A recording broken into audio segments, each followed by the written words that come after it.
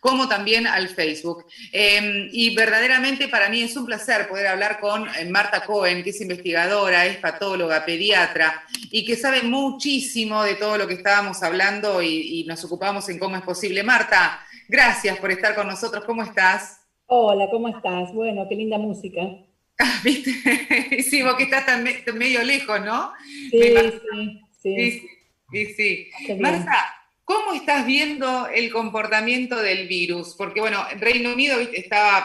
Empezó justamente hablando de la cepa, de la nueva cepa que se había descubierto, esa nueva cepa que también estuvo en Estados Unidos, que también estuvo en Brasil, que va mutando para la Argentina y en todos los países. ¿Cómo lo estás viendo vos? Uf, el mundo está en una situación muy difícil. Ah, El virus, todos los virus mutan. El virus de la gripe muta mucho más que este virus. Y precisamente porque muta es que todos los años hay que hacer una vacuna nueva. Y además la vacuna no da el 100% de inmunidad y además uno se va contagiando. Es más, se mueren al año 17.000 personas por gripe solamente en el Reino Unido. O sea que también, si bien la gente no se muere de gripe, también se muere de gripe. ¿Qué pasa con este virus? Es un virus que ha tenido muchísimas mutaciones, porque es lo natural de los virus. Los virus, este es un virus ARN de ácido ribonucleico, al duplicarse, al multiplicarse, al dividirse, genera fallas. Entonces esas fallas se arreglan con mutaciones, con adaptaciones. Cuando el virus pasa de una persona a otra, el virus muta, porque se tiene que adaptar a vivir en un nuevo huésped, en un nuevo organismo que tiene células diferentes. Entonces, al adaptarse, muta. Las mutaciones muchas veces no pasa nada, pero de repente ha habido mutaciones importantes.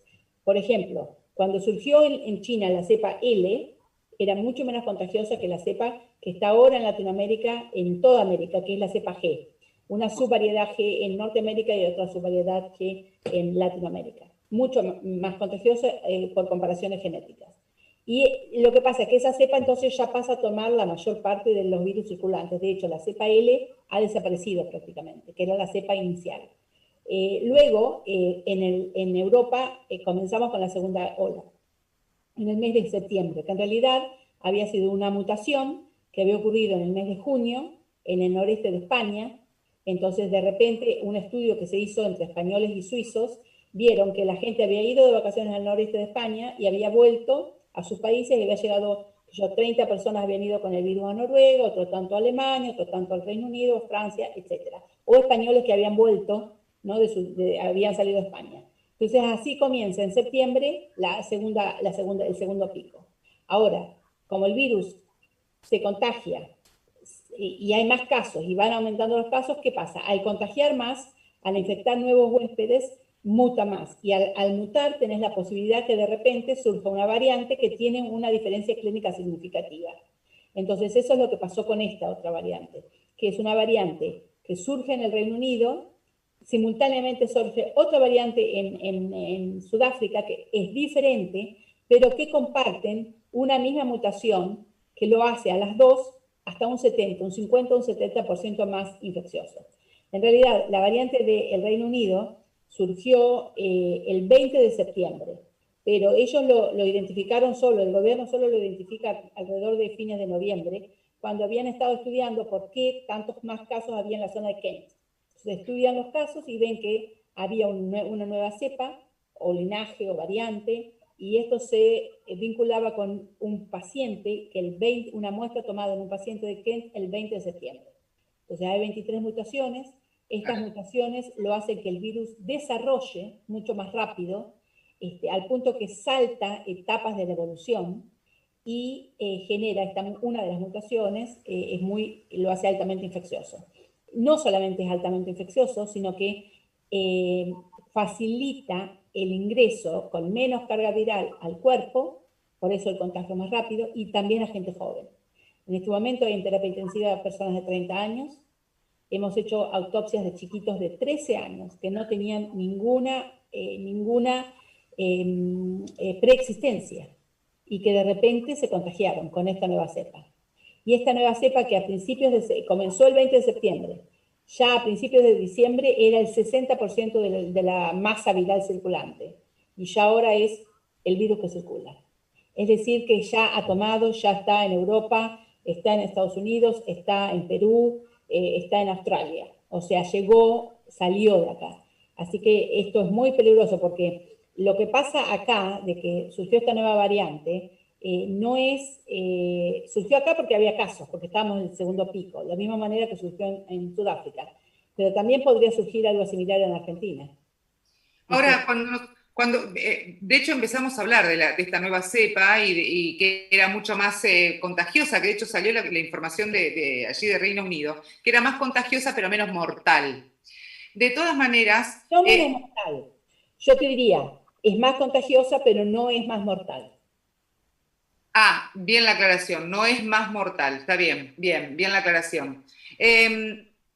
Bueno, decíamos acá, bueno, no, nosotros vamos a tener una posibilidad porque cuidamos tanto a los adultos mayores y demás. Y lo que vemos es que en la Argentina, por ejemplo, empezaron a crecer los casos exponencialmente. Pasamos de tener 4.000 a 13.000 y pico en el día de ayer. Y hay más, hay más. Si se hicieran más tests, habría más casos. Porque 13.000 son a lo mejor un 35% de positivo del número de casos de test que se están haciendo. A lo mejor un 35% de los test son positivos. Lo que te indica que tenés que hacer más test, porque cuando vos tenés el número de test es superior, de positivos es superior al 10% de los tests, tenés que hacer más test para captar a más. Claro, lo que pasa es que acá no tenemos plata para hacer más test. Bueno, diría. el CONICET está muy bien preparado. Yo he hablado con el ministro Savareza, quien él me aseguró, me llamó, tuve el prestigio de que me llame y estuvimos hablando, bueno, estamos conectados por mensaje, y él me aseguró que el CONICET está, y él fue director del CONICET, tengo entendido. Sí. El CONICET tiene todo el prestigio y está capacitado como para hacerlo.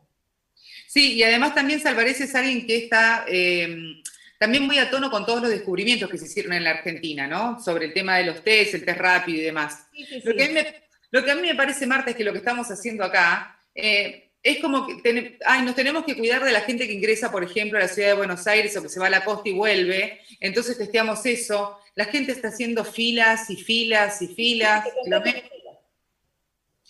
Que no está seguro tampoco eso, ¿no? No, te lo pueden mandar por correo. O lo podés ir a buscar en algún lado. A mí me dieron una caja con 25 tests, que no los he usado mucho porque salvo algún día que tengo un dolor de garganta lo uso.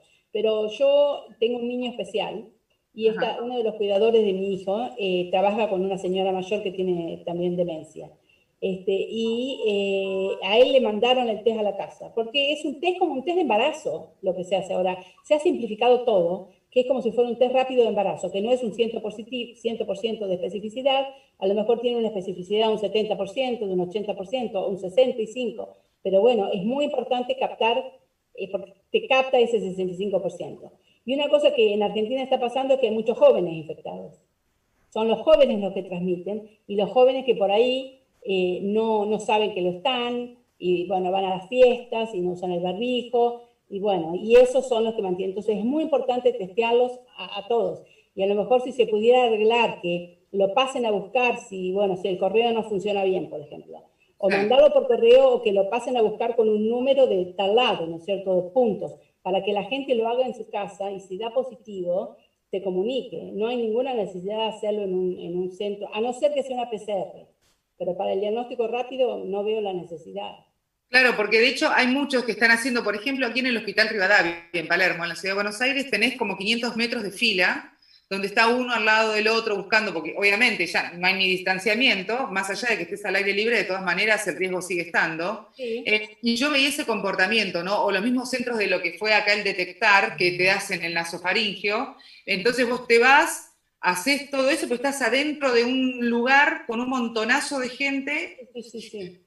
No es práctico, no es práctico. Mira, ayer, por ejemplo, 120 personas hicieron el detectar. El detectar es esto, es el nasofaringio, que es el PCR. Vos vas, te lo dan después. Antes tardaban menos de 24 horas y ahora están tardando aproximadamente entre 48 y 72 como para poder darte el resultado de si lo tenés o no lo tenés. Claro, pero eso es 100% específico y a lo mejor ese lo podés guardar para los sintomáticos o para los que les da el test rápido positivo. ¿Entendés? Entonces de esa manera podrías priorizar. Claro, hacemos el asintomático, a todo el mundo que se pueda, maestros, por ejemplo, claro, personal de salud, etcétera, le hacen el test rápido.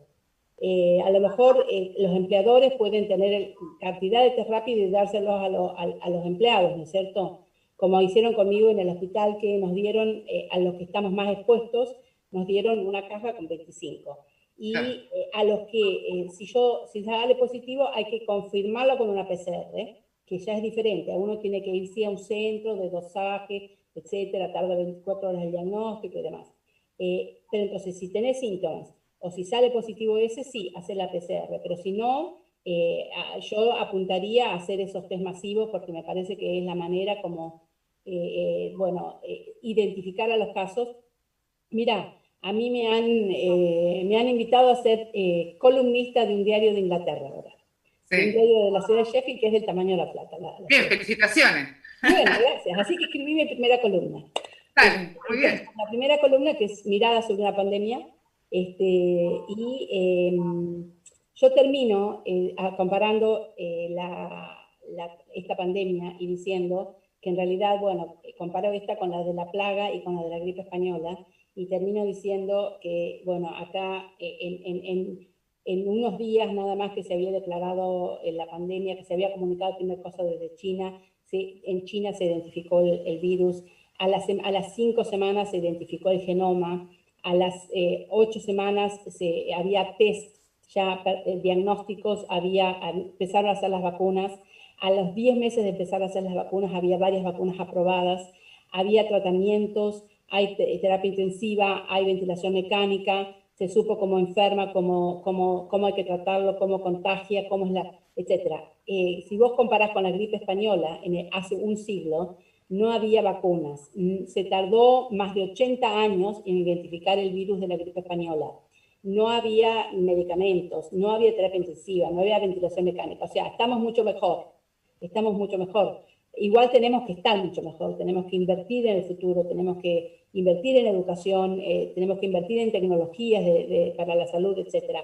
Pero, y esto es lo que yo termino, que sin embargo, lo único que sigue vigente, que fue vigente y que sigue teniendo vigencia y que nos hace común a la plaga de Londres de 1665, a la gripe española de 1918 y al COVID-19 del 2020 es que lo único que pudo terminar con la pandemia o lo único que es eficaz es la cuarentena, la higiene y el distanciamiento social. O sea, Ahora, pareciera que yo el otro día estaba el domingo estaba en el canal y hacía el editorial diciendo, ¿qué nos pasó?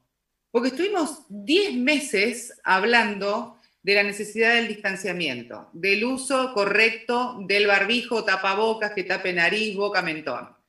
Hablando la necesidad imperiosa de hacer el distanciamiento de 1,5 metros, 2 metros, de lavarse las manos, de usar el alcohol en gel. Y de buenas a primeras nos olvidamos todo. sí, Y salimos, como sí. si nada pasara. Y bueno, porque también eso es lo que, mira, acá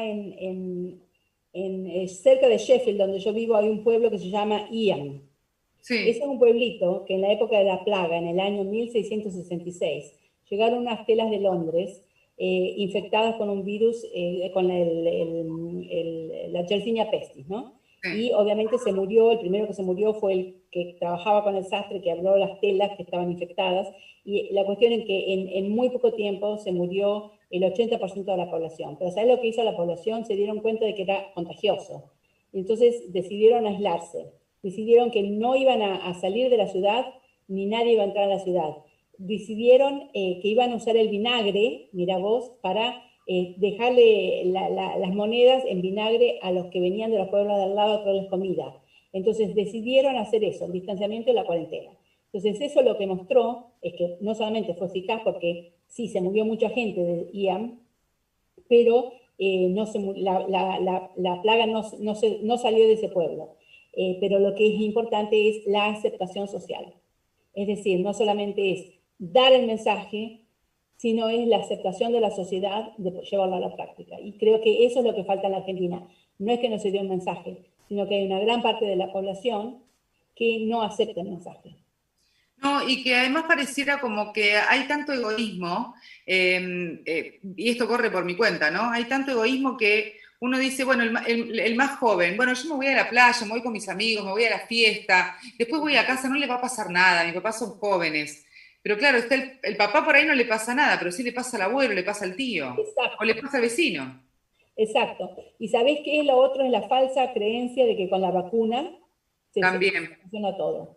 Porque la vacuna es como yo lo menciono en mis redes, una de las tres pilares.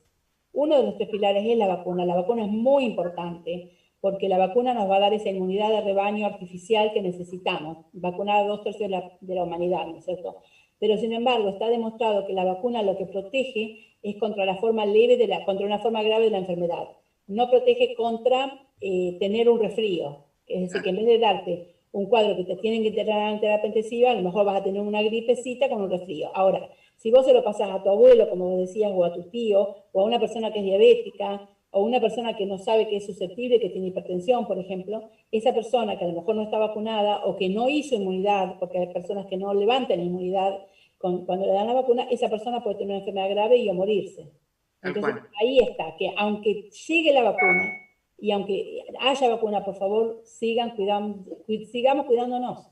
Ahora, Argentina, por ejemplo, está en una guerra, pareciera también una batalla como cultural con el tema de la vacuna, que es que si la rusa, que no está para las personas, que no está dada para las personas mayores de 60, que la de Sinovac ya no tiene la efectividad del 65%, que es Brasil dijo que tenía una efectividad de menos del 50%, una cosa me pareció como que disparatada además también. Que tuvieron que salir a decir desde China, no es cierto, o sea, tiene una efectividad un poco más Y aunque alta. tenga una efectividad del 50%, el 60%, es la mitad de la población. Es Claro, decir, vos fíjate que la Food and Drug Administration de Estados Unidos dijo que va a aprobar cualquier vacuna que demuestre tener el 50%, por lo menos el 50% de inmunidad, de eficiencia. Y eso es importante. Por eso es lo que yo te digo, que la vacuna de la gripe tampoco tiene una eficiencia del 100%, tiene una eficiencia a lo mejor del 70%. Si tiene una eficiencia, y a lo mejor, y además, otra cosa, que una vacuna no va a ayudar a todos. Vamos a necesitar muchas vacunas. Algunas darán el 70, otras darán el 90, otras darán el 85, no importa. O sea, hay que vacunar, vacunar y vacunar. Por eso se necesitan tantos laboratorios. ahora, cuando hablamos de la cantidad de vacunas, que ustedes, por ejemplo, están mucho más adelantados que nosotros en este punto, bueno, nosotros recién estamos empezando a vacunar a algunos médicos y estamos esperando que venga la segunda camada de vacunas. Y todavía, de hecho, hay algunos laboratorios que no están armando desembarco en la Argentina. Eh, a ver, ¿se pueden mezclar, por ejemplo, como en un momento se había hablado, vacunas, ponele de Pfizer o la de Rusia para lograr una mayor efectividad? Bueno, justamente salió aquí una recomendación publicada diciendo que no es recomendable mezclar las vacunas, a no ser que sea una causa mayor. Por ejemplo, que no hay la vacuna X. Ahora, si hubiera que mezclar, mi sentido común me dice que hay que mezclar de los que tienen el mismo método. Es decir, si vos vas a mezclar la de Oxford con la de Sputnik, sí. Si vas a mezclar la de Oxford con la de Pfizer, no. Porque la de Pfizer utiliza un mecanismo sintético completamente diferente. A lo mejor podés mezclar la de Pfizer con la de Moderna, que son las dos de ingeniería genética, y podés, las vectorizadas por otro lado. Pero entonces la respuesta es, no es recomendable, salvo en una situación, bueno, de causa de fuerza mayor. Y lo que yo agrego es que mi sentido común me dice que si vas a mezclar, mezclar las que tengan el mismo, combinar las que tengan el mismo método. Y en Reino Unido hubo tanta duda, por ejemplo, como tenemos nosotros acá, que necesitamos saber de qué está hecha la vacuna, cómo la hicieron, cuánto tiempo tardaron, en qué fase está, si está en fase 3, si está en fase de desarrollo, porque en realidad todas las vacunas están en fase de desarrollo, porque se tarda Sí, muchísimo más, convengamos, ¿no? todo, Pero, todo. ¿hubo Bueno, tanta duda? sí, sí. Hay todavía incluso gente de personal de salud que no se va a vacunar, los menos.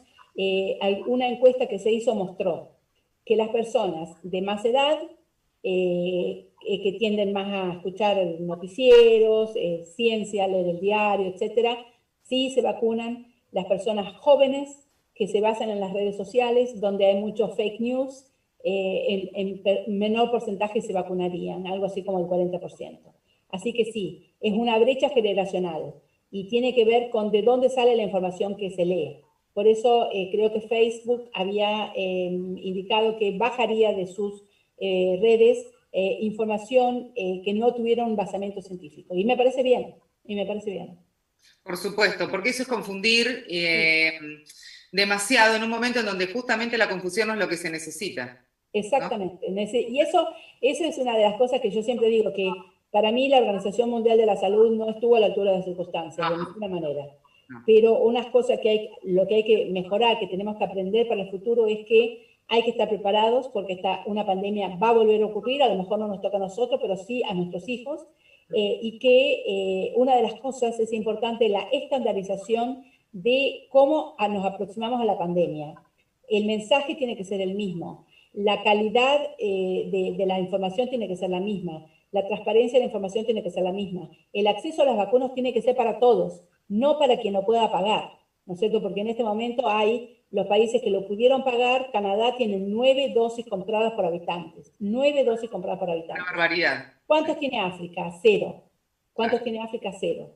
Entonces, la equidad también es importante. Pero bueno, eso es trabajar para el futuro. Totalmente. Marta, un placer realmente hablar con vos. Muchísimas gracias. Bueno, muchas gracias. Cuídense y bueno, gracias porque yo veo que tenemos un mismo mensaje las dos y un mismo interés en comunicar a la gente lo importante que es de cuidarnos, ¿no es cierto? Totalmente de acuerdo. Hay que cuidarnos entre todos, para todos y por todos. Entonces, sí. Esto es un ejemplo, como yo digo, yo siempre digo, esta pandemia ha sacado lo mejor de muchos y lo peor de pocos. Yo creo que ha sacado mucho de muchos de nosotros, ¿no es cierto? Sí. Sí, totalmente. La importancia de la vida, la importancia de querer a las personas que nos rodean. Por ahí uno con la vorágine no se da cuenta y cuando te cae esto es un shock de realidad. Por eso a los jóvenes yo les digo siempre que se cuiden por cuidar al otro. O sea, uno se tiene que cuidar por cuidar al otro, por amor al otro. O sea, que se cuiden por el prójimo. Muchísimas gracias, Marta. Un gran abrazo así virtual. Sí, abrazo virtual. Chao. Besos, hasta luego. Marta Cohen, una capa total que estaba hablando con nosotros en cómo es posible. Y hemos llegado al final, se nos pasó el tiempo, rapidísimo el programa. Gracias por habernos acompañado. Nos encontramos, por supuesto, el próximo miércoles, como corresponde. Chau, chau.